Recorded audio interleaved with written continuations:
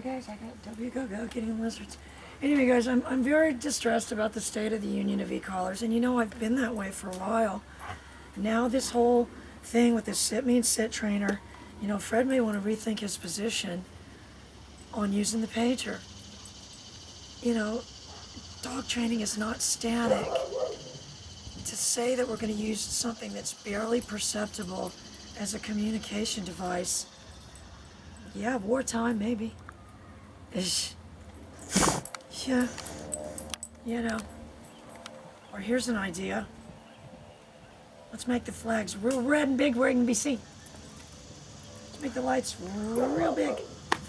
Anyway, so what I've got is a Doberman over here hunting lizards. I'm gonna catch one. So I need to conjure. I need to conjure the dog. And I'm gonna tell you, I can probably do it with less volume than I generally do with this dog, but just partly because that's kind of how they talk to him. But I don't, you know, I use a different name for him, but Fadik. So I was able to conjure him up with about half the tone I used before. Anyway, so again, this dog, and I'm going to tell you, I would hope that any dog I raised was not at all hinky about getting a leash on. Because if you said that dog was really looking at your hands, it was making sure you weren't going to jimmy the leash, I'd say no, it wasn't. No, it was not. Anyway, so I've got him working on it.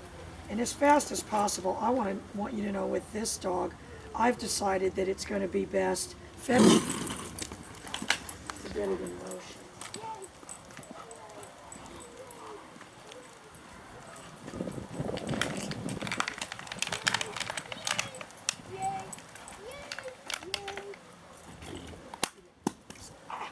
I'm going to tell you what I did, besides drop my phone.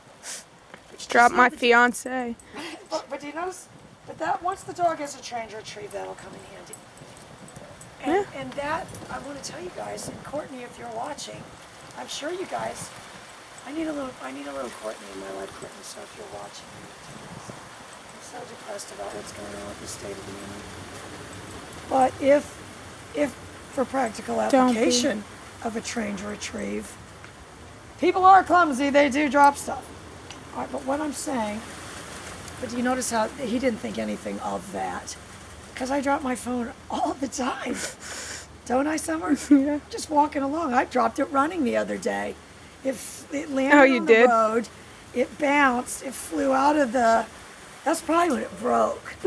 It flew out of the case. Summer just finds this hilarious. I don't know why. I'm gonna Look, so now it's getting out of control. I'm going to tell you what the clue was, that right there. I'm going to tighten that up. I'm going to tell you right now, I'm going to tighten that up. Heel. Heel. Oh. Don't kid yourself. We'll fix that heel. And he did.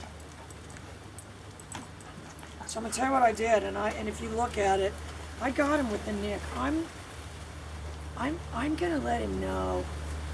I mean, any indirect pressure that I have is always going to be delivered in motion, not stationary.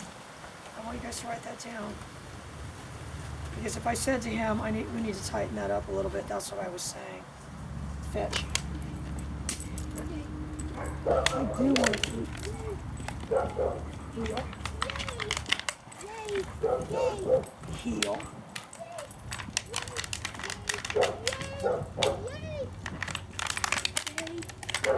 All right, now look.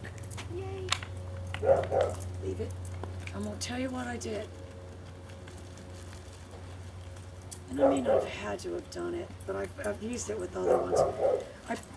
I've made a sequence with the dog. Dog and training. Dog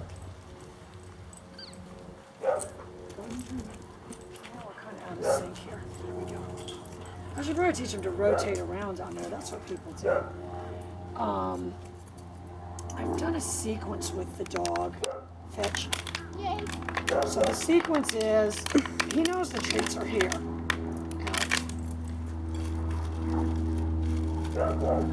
So if you said, what was the first part of it? The first part was probably checking to make sure they were there. Because like if I go like that, then there's no, and then he knows like I go for the cabinet. So that's the sequence. That's kind of how I'm getting him to hold on to it, by virtue of the fact this hand is coming for it. But it's got things to do, like check to make sure there's treats. Fetch. As far as they're concerned, I just have treats in the clothing. Out. You see, he threw a little gap. Fetch. Out.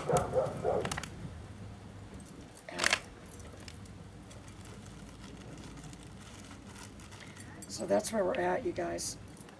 Be right back.